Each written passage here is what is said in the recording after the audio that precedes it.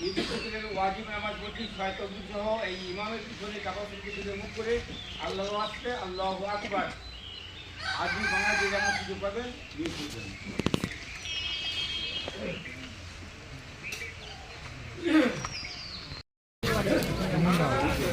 মহিম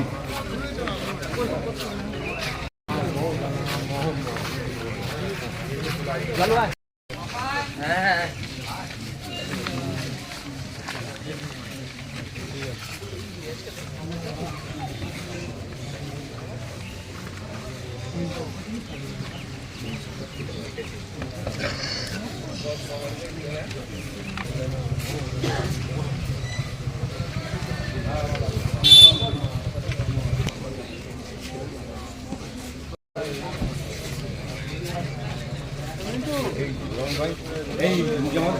আসসালামাইকুম।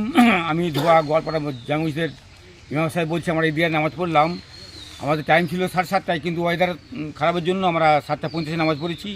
এবং এখানে আমরা যত বস্তিতে এই বস্তিতে আমরা যত লোক মানুষ বসবাস করি প্রত্যেকেই খুব সুস্থের সঙ্গে নামাজ আদায় করেছি।